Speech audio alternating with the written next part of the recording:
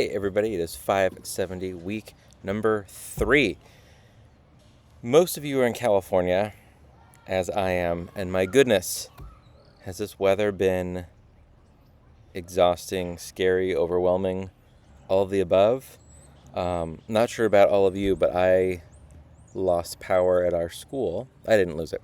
Our school did not have power Tuesday, Wednesday, Thursday. We got it Friday morning. And as director of technology, boy, is that stressful. I am just like deeply exhausted and almost like sore. And I wasn't even responsible for, a group of second graders the whole time. My goodness. So if you have been affected by the weather, hang in there because my goodness, this last week was a week for sure. Just wow. Just all the things. Hope you are all staying safe with that. This week, we have a handful of things. We're continuing looking at integrating reflective practice and specifically technology integration. That's what your assignment is going to be at the end of this week. What else? Let's go in order, shall we? The readings. You have a pretty lengthy research article about enhancing EFL, and keep in mind, EFL is English as a foreign language. So EFL teachers relating their TPAC competence. All right, so let's unpack that a little bit, okay? So this research looked at 2 high school EFL, English as a foreign language teachers. They were in Indonesia. They did some PD in a workshop and looked at 3 types of reflective practice: reflection in, reflection on, and reflection for action. And so the idea was that these reflective practices, which is kind of the whole point of this course in a lot of ways, these reflective practices help teachers articulate their experiences and actually be able to apply what they learned in future lessons. And so, in a nutshell, what I took away from it is that this article and this study shows that reflective practice is critical for EFL, English as a foreign language teachers, to be able to integrate technology meaningfully into their teaching and their lessons. It's a mouthful. It's pretty dense, so set some time when you can really be present and dig into that. That's the big reading from the week. As you get to page 5 and you're just like, oh my gosh, this is so much. A few ideas, chunk it out, take some time as you go through it. Keep in mind that we are not doing textbooks, so this is, the heavy reading. And then, take some other ideas of ways that you can help kind of summarize chunks of it, particularly if you're struggling with a section. Paste that into ChatGPT and give it some prompts to help you summarize, to take away key points. Explain this to me like I am a 15-year-old. There's a lot of ways that you can take resources like that, not just ChatGPT. There's also ChatGPT won't let you paste the whole darn thing. There's a length in words, but like I think it's Chat PDF. You can actually upload the PDF, and there's it's much more limited, but it'll give you some prompts of what you can, like how you can engage with that PDF. So don't be afraid to try that. This, particularly if you're feeling kind of stuck with certain sections. There haven't been many places to kind of get unstuck, and so maybe this is a way to kind of get unstuck with that. So you have that pretty big reading. Once you finish that reading, please go to Microsoft Flip and post a 1-minute video with your reading reflection. Same as last week, right? The discussion board this week is to give us a link. Please make sure to follow those directions carefully. Double check in an incognito or a private window that we can see that link. Your personalized reflective practice approach. You're going to take that Google Doc and share it. That initial post is due Thursday, and then you're going to respond to 2 peers by the end of Sunday. That's your discussion board for week 3. And then assignment number 2 is due at the end of this week. It is your personalized reflective practice implementation plan. And so the first couple steps of this is you're going to look back on assignment number 1.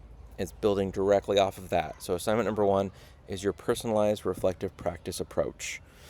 You're also going to think back to EDU 501. We were so young. And look at your TPAC. Remember, technology, pedagogy, and content knowledge. You're going to look at your TPAC materials and assignments. Then you're going to think about your current classroom practice, taking your reflective practice approach, taking the lessons you learned about TPAC, and you're going to pick a new piece of technology.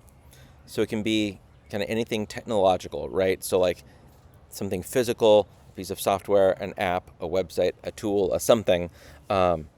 I personally would go all in on some version of AI in education.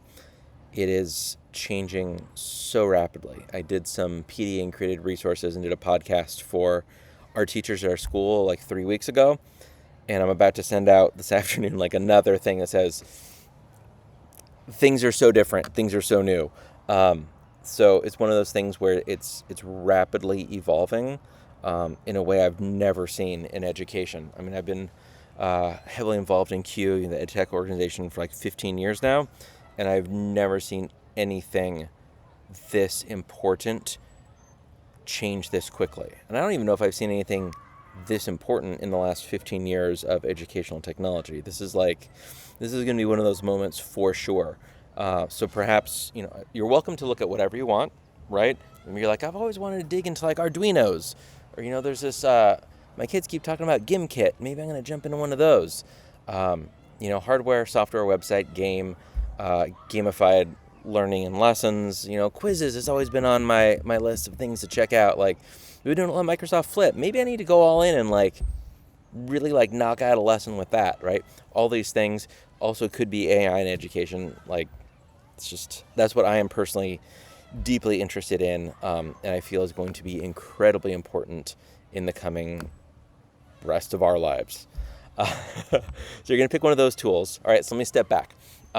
You look at assignment 1, you look at TPAC, you look at your own reflective practice. You're going to pick one tool, and you're going to integrate it in a 1 or a 2-day lesson. You're going to download your personalized reflective practice implementation plan, share it with me, and then you're going to download it as a PDF, and that's what you're going to submit. This assignment doesn't have a lot of reading next to it, but it does have a lot of pieces that you'll have to kind of organize and sort through. So that is the assignment. Reach out as you have questions. The last big thing this past week was Spring CUE. So if you were there, you were likely exhausted and overwhelmed and inspired and have met some amazing humans. If you were not there, and I know you are a graduate student with plenty on your plate, but if you were not there, there are so many amazing resources, mostly on Twitter with the hashtag SpringCUE, also on all kinds of other social media, lots and lots of learning. And if you have to pick just kind of one thing to do, hopping on CUE's main account, whether it's Twitter or YouTube or even Facebook, the one thing that I've been producing, I'm executive producer on it, it's very fancy, is CUE Live. So we have, I think I still have that tab open. How many interviews do we have from this week? Wow, about 50 interviews. So we have interviewed 50 amazing educators, including the people that keynoted. And I've done a handful of the interviews. It's mostly been on site in Palm Springs, which I'm not at. I'm here in the Science Garden at Hillbrook School. What I love and what I'm noticing while watching these is that often I find when I go to a session, it's usually about an hour long, I'll walk away with one really cool idea, one aha moment. For me, those CUE Live interviews, which are 5 to 10 minutes long, there are a lot of presenters, a lot of podcasters, some authors. I'd say almost all presenters, keynotes, or authors or podcasters. That's a better way of putting it. Not that it matters to you. But maybe it does. You're like, you know what? It does matter to me, Bill. Thank you. I appreciate you. They're sharing their one best thing. In my 1 hour session, we're going to talk about this, and that. And the interview is going to be like, what do you got? Go on, give me one thing. What do you got? And then here's the one nugget. This is going to blow you away. What? So basically, you can take a 1 hour session, listen to a 10-minute interview, and get that one nugget anyway. And you don't even have to travel to Palm Springs and sit through an hour session. watch 10 interviews, get like 10 amazing tips. There's some really just awesome humans. Yeah, it's good stuff. So that is my recommendation to you. Not part of the course. It's happening right now between weeks 2 and 3 in this course. So reach out as you have questions. Enjoy this topic. I think you're going to enjoy knocking out your reflective practice implementation plan. It's really going to, I feel like kind of assignment 1 is like prepping, and then assignment 2, this one that's due, is like, all right, here we go. So I think you're going to really enjoy it. Happy week 3, everybody, and stay safe out there.